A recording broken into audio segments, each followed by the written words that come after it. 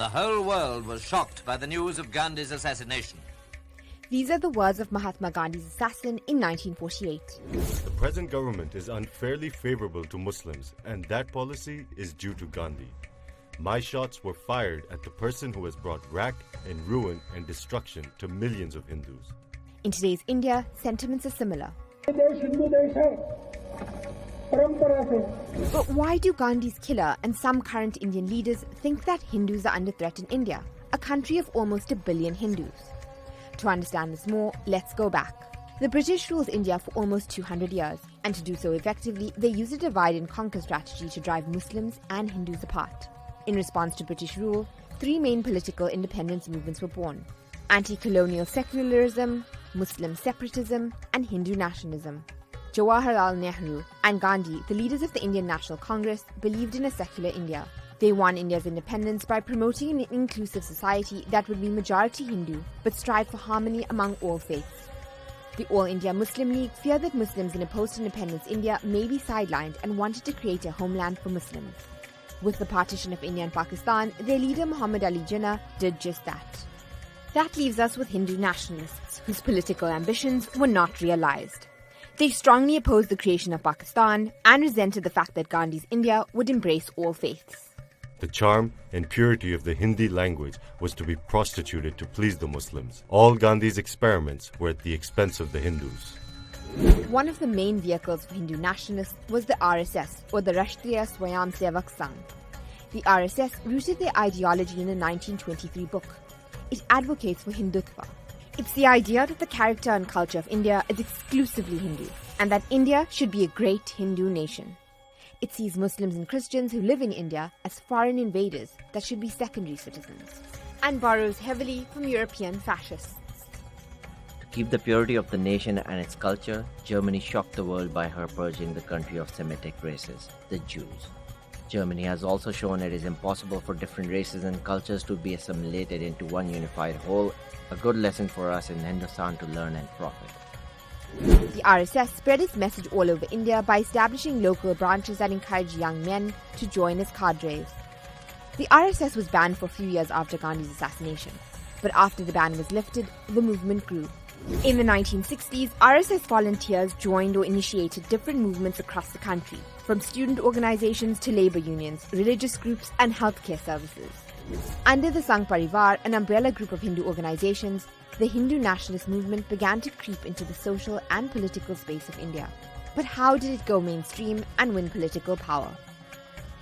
India's current ruling party, the BJP, was formed in 1980, and many of its top leaders were affiliated with the RSS, including President Amit Shah, and Prime Minister Narendra Modi was an RSS volunteer. The BJP took up the building of the Lord Ram Temple as a central campaign issue in the 80s. Hindu nationalists claim that a 16th century mosque was built by a Mughal sultan over the temple. So on December 6, 1992, Babri Mosque was demolished by more than 150,000 nationalists led by the BJP and the RSS.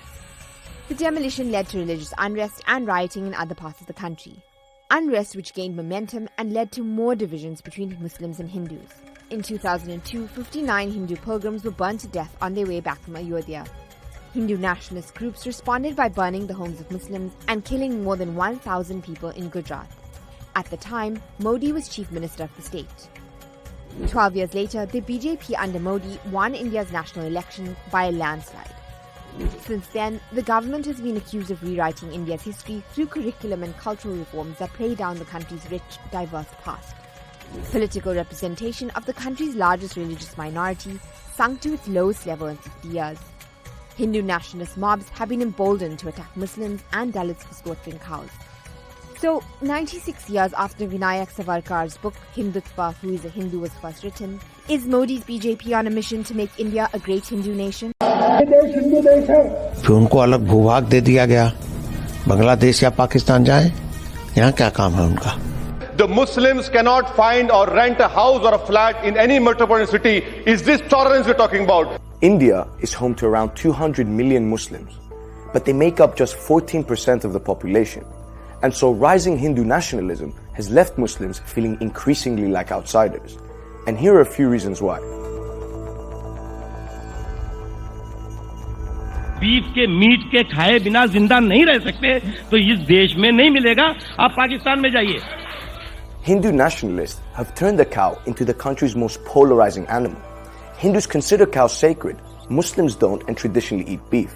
In the last 10 years, 76% of all hate crimes in the country have taken place against Muslims. 90% of those are in the last 5 years, and many of them have to do with beef. Cow slaughter has been banned from most of India, but some politicians and far-right groups have gone further by emboldening cow protection mobs to attack Muslims and Dalits on the mere suspicion of eating beef.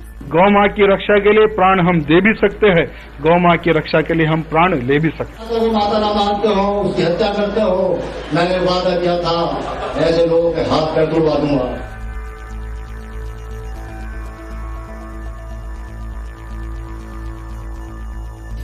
Lured, converted, and packed off to Syria. क्या मुसलमान जानबूझकर अपनी आबादी बढ़ा रहे हैं? भारत को 2027 तक इस्लामिक देश बनाने की क्या यह मुसलमानों की चाल है? This country has to ensure that the present population ratio is maintained and it doesn't get distorted by things like love jihad. Love jihad is a term that's been increasingly peddled by Indian leaders and media. It alleges that Muslim men lure Hindu women into marriage so they can convert them to Islam as part of a Muslim holy war against Hindus. The term's been around since 2009 after 18-year-old Silja Raj eloped with her Muslim boyfriend. Her father claimed she was brainwashed and seduced. The Karnataka High Court found these allegations baseless. But in recent years, interfaith marriages have been met with scrutiny. The Hindu right has used false information to promote this narrative. इस देश के लिए दुर्भाग्य है। Love जिहाद के नाम पर इस भारतवर्ष का इस्लामीकरण करने का एक सोचा समझा षड्यंत्र है। Far-right groups have even published hit lists of Muslims that have married Hindus, and love jihad allegations have led to attacks. हम उसे कोई गिफ्ट देते थे तो वह गिफ्ट किस रूप में होता था? या तो आगरा का ताजमहल होता था, या फिर कोई ऐसी मीनार होती थी जिसके साथ यहाँ की संस्कृति कोई मेल नहीं खाती है। Islam first came to India in the 7th century and has a long rich history including some of the country's most popular archaeological sites. But is that history now being undermined? Recently, the Taj Mahal, built by the Emperor Shah Jahan in the 17th century and one of the 7 wonders of the world, as well as India's most iconic monuments, has come under fire. It's even been removed from recent official state tourism brochures and replaced with Hindu sites. Foreign dignitaries visiting India who used to receive gift replicas of the Taj Mahal now receive Hindu holy books.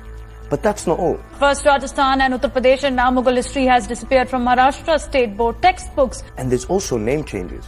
The city of Allahabad has been changed to Prayagraj, and an iconic railway station named Mughal Sarai was renamed after BJP icon Deen Dayal Upadhyaya.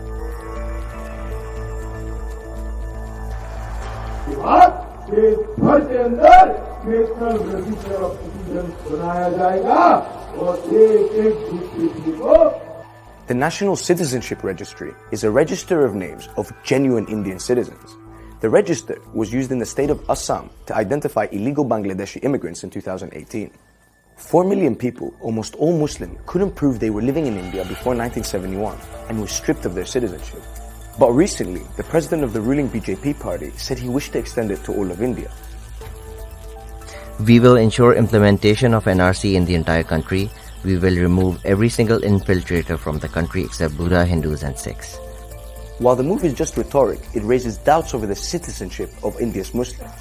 At the same time, the BJP plans to fast-track citizenship for Hindus from other countries. So is India becoming no country for Muslims?